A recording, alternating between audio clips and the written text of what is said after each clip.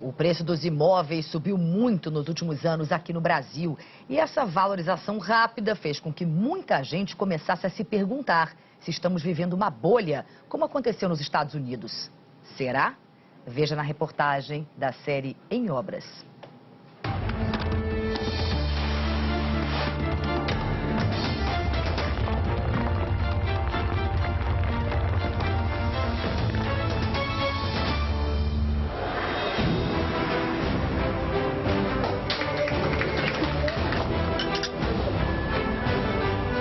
No Brasil, se vendeu tanto imóvel como agora nos últimos 4 ou 5 anos.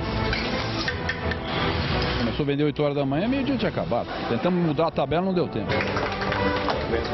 Nós vendemos o lançamento a 350. Esse mesmo apartamento hoje, ele não sai por menos de 600 mil reais.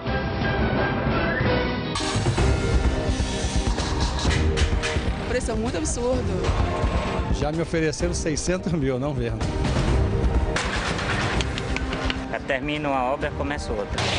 Em Porto Alegre, até 2006, o bairro Jardim Europa não existia. Hoje, há quase 1.000 imóveis em volta deste parque. No setor noroeste, em Brasília, há 20 prédios sendo construídos neste momento. Até o começo do ano passado, isso tudo aqui era um grande cerrado. Em Pouso Alegre, no sul de Minas, um bairro novo foi criado há menos de 5 anos. Os terrenos custavam 20 mil. Hoje, são vendidos por 80 mil. O mercado imobiliário vive desde 2008 um período de euforia sem paralelo na sua história. Eu acho que muito mais do que um boom, foi uma recuperação. Nós vivemos a década de 90, que foi de uma total reversão aos imóveis. Era muito melhor manter o seu recurso no banco rendendo dinheiro, porque havia muita inflação.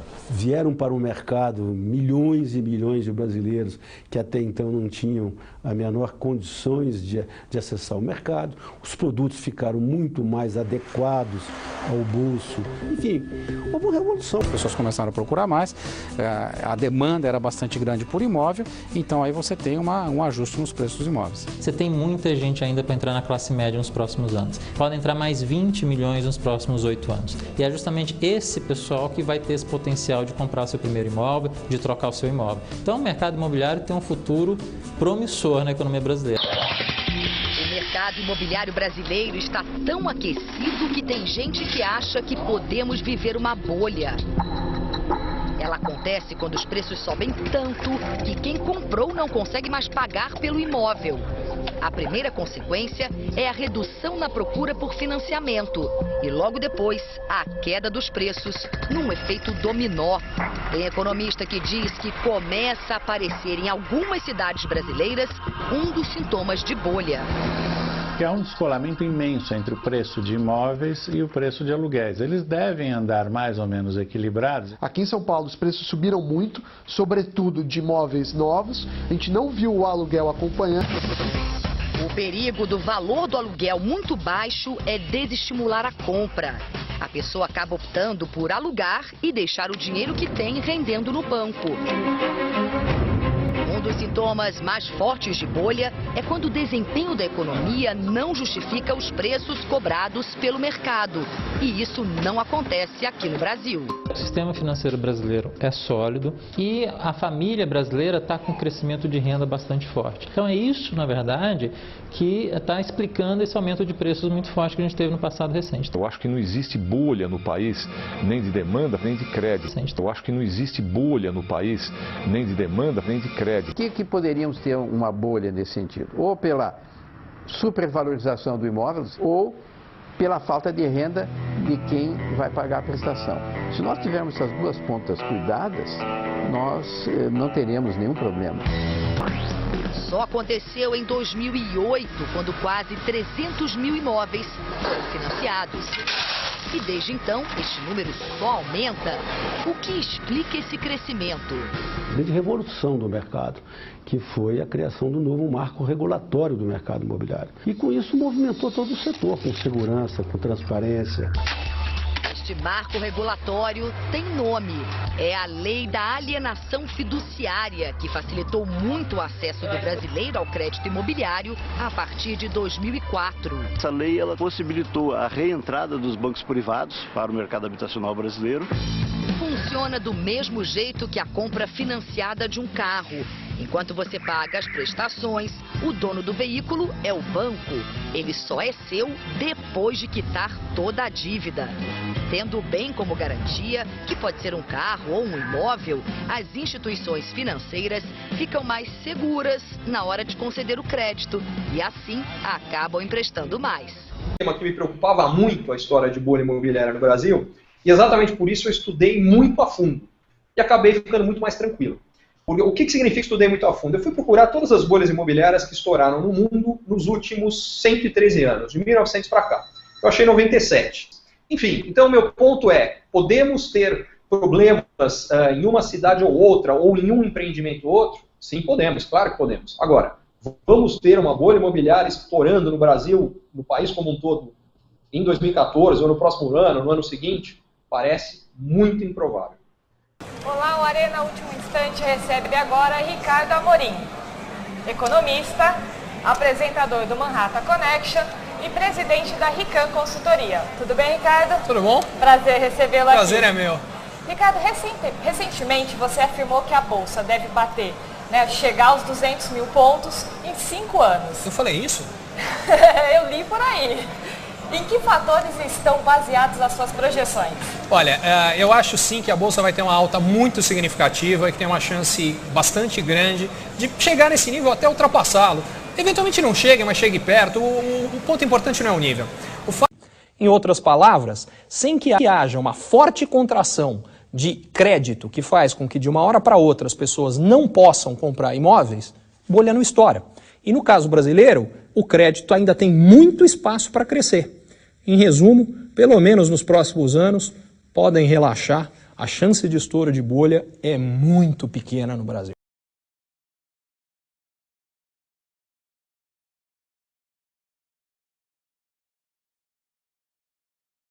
E o assunto agora mexe com seu bolso. Em algumas capitais, o preço dos imóveis mais do que dobrou nos últimos 5 anos. Um dos ganhadores do Nobel de Economia alertou para essa alta exagerada. Vamos a Brasília falar com a Juliana Morrone. Juliana, bom dia. O que esse economista viu de errado aqui no Brasil? Bom dia, Ana. Bom dia, Chico. Bom dia a todos. Ele disse que não é normal essa escalada de preços assim, em apenas 5 anos, com reajustes em algumas capitais todos os meses. O Brasil vive uma bolha imobiliária? Quando os preços sobem muito e caem de repente? O Prêmio Nobel de Economia, Robert Shiller, suspeita que sim. Foi a declaração que deu em recente visita ao Brasil. Mesmo admitindo desconhecer o mercado, falou com base no aumento dos valores dos imóveis. Agora, Chico, Ana, não é preciso ser Nobel de Economia para constatar que os preços realmente estão muito altos, os preços dos imóveis, não? As dívidas dos brasileiros com bancos estão comprometendo quase metade do que as famílias recebem durante o ano inteiro. Muitos têm passado aperto durante o mês todo por causa disso. Mas os números têm um lado que é positivo. O que está pesando mais nesse endividamento maior é uma despesa boa, a da compra da casa própria. O mercado, que ainda há pouco tempo vivia um momento de euforia, agora está em depressão. No Brasil inteiro, casas, apartamentos, lojas estão vazios, encalhados. Na reportagem de hoje da série Imóveis, Reflexos da Crise, você vai conferir como o mercado imobiliário entrou nesse buraco e o que ele representa para o Brasil.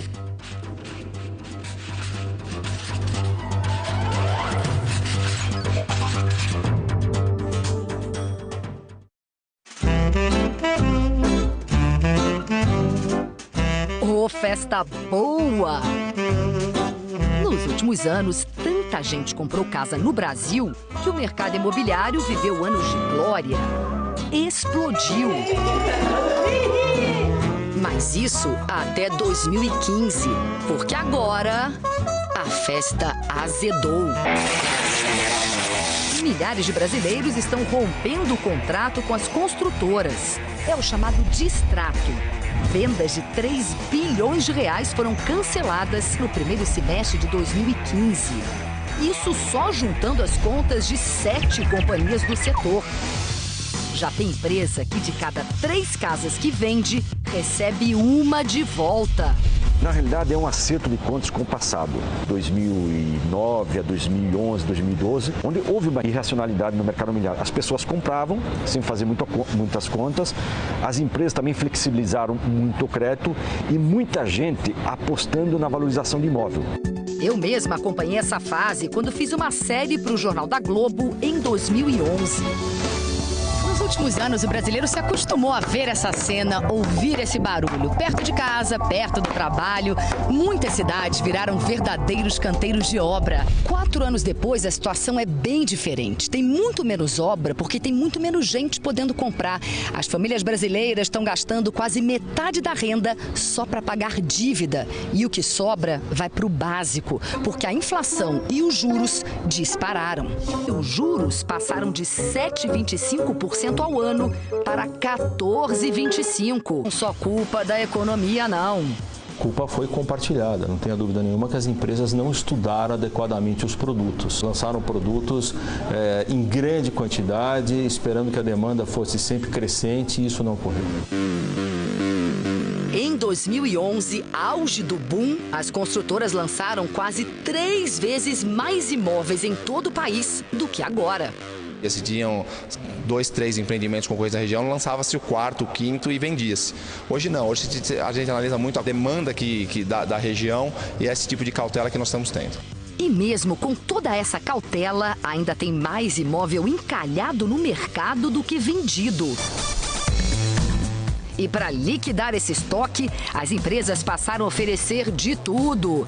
Tem imóvel personalizado, ajuda para quem perder o emprego. A gente fica 6 meses sem cobrar a parcela e a correção e os juros dele. E o principal, os descontos. Estamos na temporada de feirões. Os preços dos imóveis no Brasil, que estavam nas alturas, desaceleraram nos últimos anos. Em 2015, ficaram abaixo da inflação. Estão realmente mais baratos. Muita gente esperou por essa queda. Achou que seria o momento ideal para fazer a casa própria caber no bolso. O problema é que a piora da economia, a mesma que derrubou o preço dos imóveis, deve fazer 1 milhão de brasileiros perder o emprego em 2015.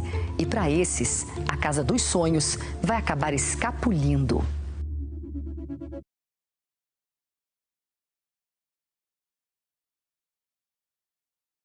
Um dos sintomas mais fortes de bolha é quando o desempenho da economia não justifica os preços cobrados pelo mercado. E isso não acontece aqui no Brasil. Sabe aquela história do copo com água pela metade, que um sujeito olha e diz que está meio cheio, o outro olha e diz que está meio vazio? A notícia que abre essa edição do Jornal Nacional pode ser vista de um jeito positivo e de um jeito negativo. Em agosto, pela primeira vez em 7 anos, caiu o preço médio dos imóveis à venda nas 20 maiores cidades brasileiras. É uma espécie de efeito colateral positivo da crise econômica. Vende-se, vende-se, vende-se e vende-se. Elas estão por toda parte. Isso é mau sinal?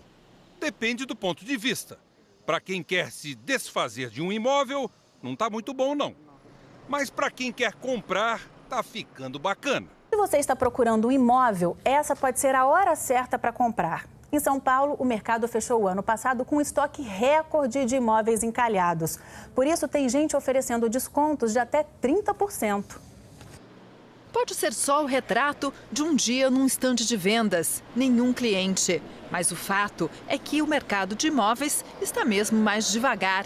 2014 terminou com quase 27 mil imóveis novos encalhados na cidade de São Paulo, segundo estimativas do Secov, o Sindicato da Habitação. É o maior nível da história, 37% acima do ano anterior. As construtoras precisam se desfazer desse estoque. É com o dinheiro dessas vendas que as empresas pagam dívidas, investem, constroem novos empreendimentos. Isso faz o mercado girar. Quer dizer, elas precisam vender e esse pode ser um bom momento para quem quer comprar. Para este professor de finanças, quem não precisa do imóvel para morar já deve esperar. Ele deve aproveitar agora em poupar para elevar o caixa, dar uma maior parcela de entrada. Dando uma maior parcela de entrada, eventualmente, ele consegue negociar melhores condições. Desconto de 30% para um imóvel novo, encalhado, é muito bom, né? Mas os especialistas, como esse que a gente acabou de ver, também apostam que a desaceleração da economia vai derrubar ainda mais o preço dos imóveis. Quero saber de notícia, o que temos por aí? Vamos lá, então. Olha só, a situação da economia aqui no Brasil vem cada vez mais refletindo em vários setores, por exemplo, nos imóveis. O preço das casas e dos apartamentos caiu pelo 8º mês seguido em 20 cidades brasileiras. No primeiro semestre de 2015, a queda no valor foi de quase 4,5%. Bom, aqui no Brasil, a crise econômica atingiu também o mercado imobiliário. Então, construtoras e imobiliárias estão apostando em feirões para tentar minimizar, diminuir o prejuízo. Neste fim de semana tem feirão no Rio de Janeiro. São 20 mil imóveis à venda num evento organizado por 12 empresas. O mercado de imóveis anda passando por uma transformação. Com a economia do país desacelerada, quem tem imóvel para vender já percebeu. E muitos dos que precisam de um para alugar também. Janelas que mais parecem classificados. De cima a baixo, lado a lado, aqui e ali, o mesmo anúncio. Aluga-se. As janelas são um termômetro do que está acontecendo no mercado de imóveis. Tem apartamento vazio de sobra, é o que diz o Sindicato da Habitação. Principalmente porque nos últimos anos, muita gente comprou para investir em locação. E também entraram no mercado os imóveis encalhados para venda. Falando do restante do planeta aqui no Brasil, né, William? Nos inclui, né? Nos inclui, exatamente. Tem crescido demais, né, o número de pessoas por aqui que não conseguem mais pagar a prestação do carro ou do imóvel, que acabaram comprando quando a situação da economia e do emprego eram melhores. Olá, boa noite. Num cenário econômico de inflação alta, desemprego subindo e elevação da taxa de juros, o país registrou um número elevado de inadimplência. Mais da metade das empresas não conseguem pagar suas dívidas e quase 60 milhões de brasileiros estão com alguma pendência. 4 milhões de empresas estão inadimplentes. É mais da metade das 7 milhões e 900 mil em operação no país, segundo o Serasa Experian. Juntas, elas têm uma dívida de 92 bilhões de reais. São dívidas bancárias, cheques sem fundo, títulos protestados e ações de fornecedores e funcionários que ficaram sem receber. O comércio e as empresas do segmento de serviços acumulam mais dívidas, seguidos pelas indústrias. Sobre a piora do cenário econômico que levou ao aumento da inadimplência, eu converso agora com João Borges, que está lá em Brasília. João, boa noite para você. A inadimplência não aumenta do nada, né, João? Ela é fruto do aumento da inflação, do desemprego, da queda na renda, do crescimento menor da economia. Pois é, Doni, boa noite. Tem dois aspectos. Tem a inadimplência do consumidor, que é uma história, e tem a inadimplência das empresas, que é um outro capítulo um pouco diferente. Do consumidor, o roteiro a gente conhece. O governo estimulou muito o consumo, estimulou as famílias a endividarem e como não houve aumento do investimento, não houve aumento da produção, o que veio depois foi a inflação. Junto com a inflação vem o aumento do juro, vem a perda do poder de compra e aí as pessoas começam a perder o poder de compra, começam a ter dificuldade de pagar as contas. Este é o roteiro. No caso das empresas, o juro sobe, o consumo caiu já nesse momento e aí realmente você tem uma dificuldade enorme. Exatamente. Como você não tem uma melhora no quadro econômico por enquanto, porque a situação é de aperto, porque há esse desequilíbrio nas contas públicas, então o governo tem que segurar gastos, aumentar impostos, e aumentar tarifas também, que retira mais dinheiro das empresas e das famílias, com a taxa de juros muito elevada. Então, a gente não tem um cenário de curto prazo que a gente possa ter esperança no crescimento e na retomada do poder de compra do salário. E vamos voltar agora para o noticiário aqui no Brasil para falar da casa própria. Com a crise, as construtoras passaram a dar descontos, né? A gente mostrou isso aqui no Jornal Hoje. E quem comprou um imóvel na planta anos atrás descobre agora que pagou mais caro do que se tivesse comprado hoje. E o resultado? Tem gente procurando a justiça. A repórter Michele Barros explica. A construtora está dando desconto, ela está oferecendo imóveis similares ao que eu comprei com R$200 mil de desconto. Ou seja, ela então entende também que houve uma desvalorização. Para se ter uma ideia do tamanho da dor de cabeça das construtoras, mais de 40% dos imóveis vendidos pelas 9 grandes empresas do setor foram devolvidos entre janeiro e setembro de 2015, de acordo com a agência de classificação de risco Fitch. O Pedro e a Eliane ficaram revoltados quando receberam o e-mail da construtora oferecendo num preço mais baixo o mesmo apartamento que eles tinham comprado na planta há 3 anos. O setor imobiliário bateu recordes negativos. No ano passado, as vendas caíram pela metade e 41% dos imóveis negociados foram devolvidos às construtoras. Quem tem mais informações é o repórter Ricardo Ferraz. Ricardo, quais são as razões para tanto distrato, hein? Boa noite, William. Boa noite a todos. Olha, esse é mais um daqueles sintomas da crise econômica que o país atravessa. Agora, quando a gente olha os números desse fenômeno um pouquinho mais de perto, a gente pode perceber que até mesmo algumas medidas que estão sendo tomadas pelo governo para tentar colocar o país de volta nos trilhos também impactam negativamente o setor. É o caso, por exemplo, do aumento na taxa Selic, que é a taxa básica de juros usado para controlar a inflação. Vamos ver na reportagem. Distrato é o termo usado pelas empresas para a devolução de imóveis comprados na planta. E a maior parte dos casos de distrato acontece no momento da entrega das chaves, quando o financiamento do imóvel passa das construtoras para os bancos. Com o aumento da taxa de juros, a aprovação do crediário ficou mais difícil e as prestações mais caras. Além disso, a crise fez muitos imóveis se desvalorizarem. Não são raros os casos em que o saldo devedor se tornou maior do que o preço do imóvel no mercado. Assim, mesmo perdendo parte do valor já investido, que costuma variar entre 10% a 30% do contrato, desistir do negócio passou a ser mais vantajoso do que assumir a dívida. As maiores construtoras do mercado chegam a fazer 10 distratos por dia. Cerca de 5 bilhões de reais estão sendo devolvidos ao mercado, o que deve fazer os preços dos imóveis caírem ainda mais. Para conversar a respeito desse assunto um pouquinho mais, eu estou ao lado de Raoni Costa, que é economista da FIP. Raoni, boa noite. Isso significa que os preços vão continuar a cair, os preços dos imóveis? Boa noite. Eu acredito que sim. Eu acho que a gente ainda tem uma boa oferta para ser desovada no mercado. A gente está vendo uma sequência de dados ruins. O nosso índice FIPZAP mostra isso já há algum tempo.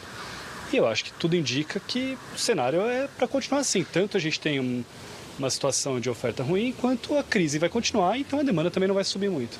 É um bom momento para comprar, porque toda vez que os preços começam a cair, as pessoas já começam a pensar se vale a pena ou não comprar um imóvel. Eu acho que ainda não. Eu acho que é um bom momento, na verdade, para esperar. Assim. Se a gente está falando com aquele sujeito que tem um dinheiro guardado, hoje a gente tem uma taxa de juros que é bastante alta. Esse sujeito pode colocar o dinheiro num fundo de investimento, ganhar todos esses juros e aproveitar que o mercado segue em queda. Se o mercado continua caindo, ele pode comprar o imóvel até por um preço mais barato lá na frente.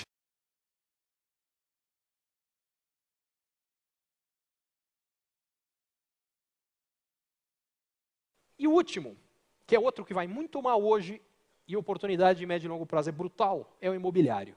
Mas, Ricardo, como é que pode ser? Imóvel no Brasil é caríssimo. Puxa vida, sei lá, talvez. Fui checar. Ah, mas Ricardo, mas o brasileiro está endividado demais. Aliás, é isso que faz estourar a bolha imobiliária. Eu estudei todas as bolhas imobiliárias que estouraram no mundo desde 1900 para cá. São 98. E descobri que todas estouram porque o cara fica com dívida demais, alavancado demais e acaba não conseguindo pagar. Agora basta saber quanto é alavancado demais. Todas elas eram acima de 50% do PIB de endividamento. Esses são os valores em 2008, antes de estourarem as respectivas bolhas. O Brasil atualmente está com 8% do PIB. O que significa o seguinte: o papo de bolha imobiliária no Brasil está furado. O que significa o seguinte: o papo de bolha imobiliária no Brasil está furado. O que significa o seguinte: o papo de bolha imobiliária no Brasil está furado.